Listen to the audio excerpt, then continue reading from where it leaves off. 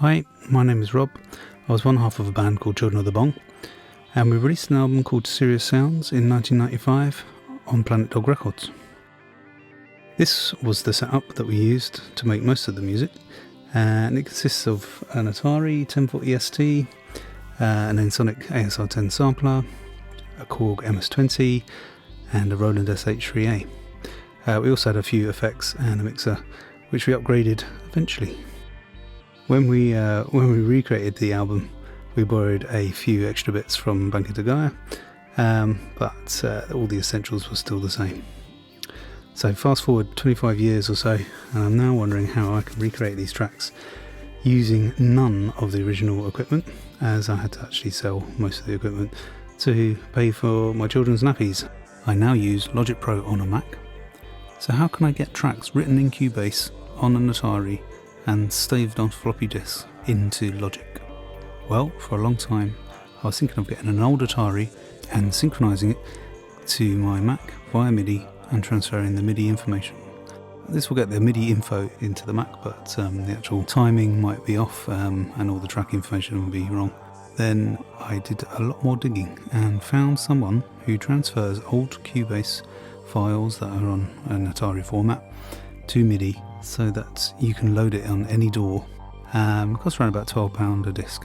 His name is Roland and runs a record label called Disco Magic Records. When I contacted him to talk about transferring things, he also suggested that I send him the sample discs to see if he can convert those into a WAV format or even a contact format.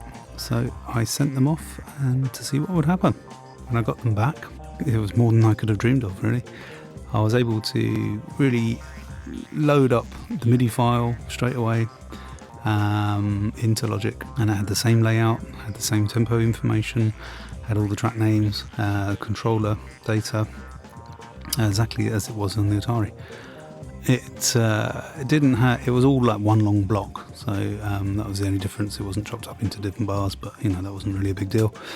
Then I had a look at the samples or the audio files, and they had all been converted, not only just the WAV, so I could click on each one and hear the samples, but also into a contact format for the sampler. And I just opened up Contact, loaded the sample into it, put it onto the track that contained that sample, and it played it straight away, exactly like it was using the Atari and the Ensoniq ASR10 25 odd years ago.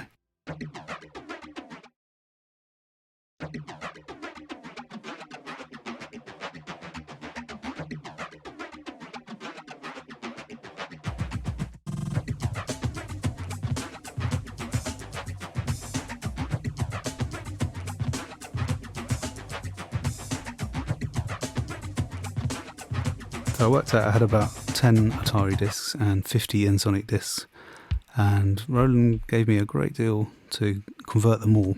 I then decided that actually I wanted the samples in the ESX24 format rather than Contact, so that they can load directly into the Logic sampler, which I prefer, mainly because you can get it in full screen and it's a very visual kind of sampler.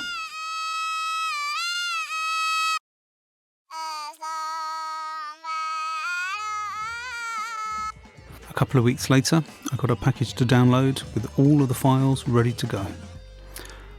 I haven't actually got round to opening all of the tracks and putting the samples in place yet, but the process is a little bit of magic.